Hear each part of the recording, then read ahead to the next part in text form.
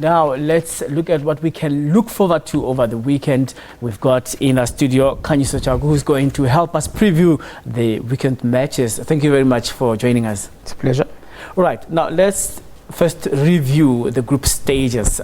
Which teams impressed you so far?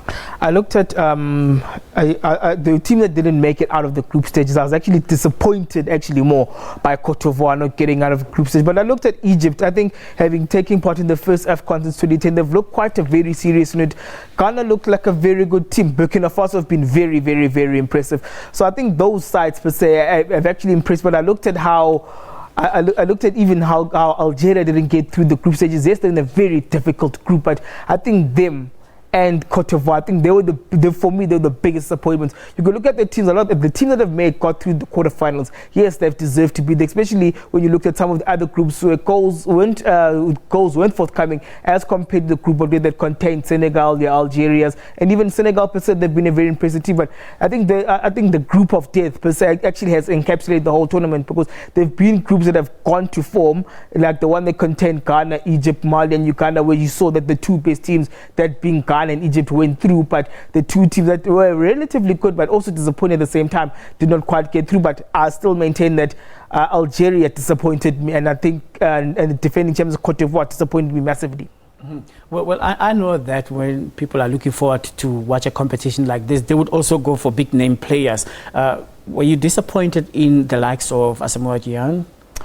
Look, at the end of the day, because this tournament just happens to start in January, players come fresh off their leagues, then into tournaments. So you find that they don't have the kind of break that players have when they go to tournaments like the European Continental Championship or the World Cup, where after they've completed the club seasons, they have a bit of a 2-week break before they get into camps, from where they actually then go participate into tournaments. So they come in fresh off the respective leagues, which continue throughout December, and where they take a bit of a break, but they continue throughout the majority of them continue throughout December and then January. So it find that their minds aren't always in the right places. Look at Riyad Mahrez. Yes, he's played very well. He was Algeria's stand-up player, but you couldn't quite shake off the sense that at times his mind was on what's happening in England with Leicester, then instead of actually focusing on what's happening with the national team. So I think the timing of the tournament does work for nations in Africa whose league programs run from February to November, but for nations who have players who campaign overseas, and that's the majority of the francophone ones whose leagues run from August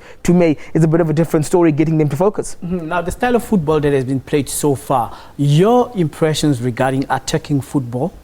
It's a tough one, because I think a lot of the teams have actually improved defensively.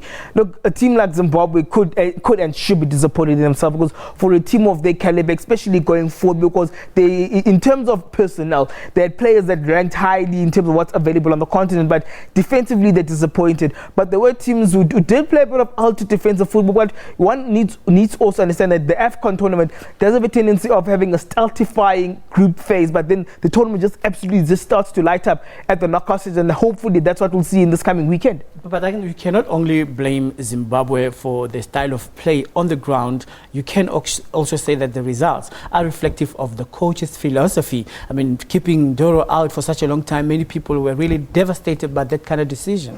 It's a tough one. You know, Callisto Pasua did have a lot of good attacking players at his disposal. I mean, I'm not sure how Nyasha Mushegu's form was leading in the tournament, but we saw at Sundowns how effective it could be. But we looked at how effective Ndoro was. We also looked at effective was Kama Billiard. I think sometimes when you're a coach and you've got too many attacking options at your disposal, it then becomes a bit of a difficult issue actually being able to use them. I think that's what afflicted Callisto Pasua. However, though, I think the nature of the tournament, especially the group stages, and because of the pressure that the respective coaches were under, I think it also led to a safety-first approach, where you first sort out qualification and then you start to play expensive football, because you know with African football, you don't get into the qualifying, into the knockout rounds, there goes the job. Okay, now over the weekend, which teams do you think will go through?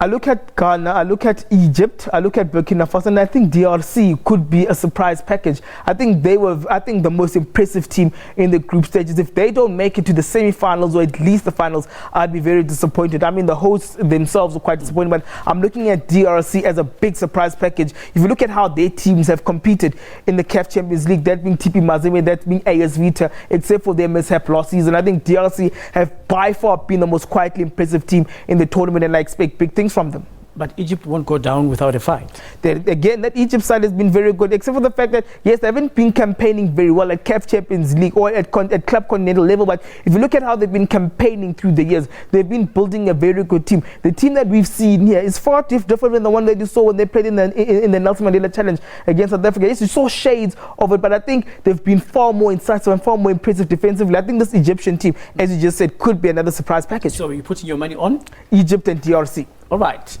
I'm going to have to leave it there. Kanzo Chaku, who is a sports analyst, right here on News Today. And of course, let's check what's happening on the weather front. And of course, thank you very much for that analysis.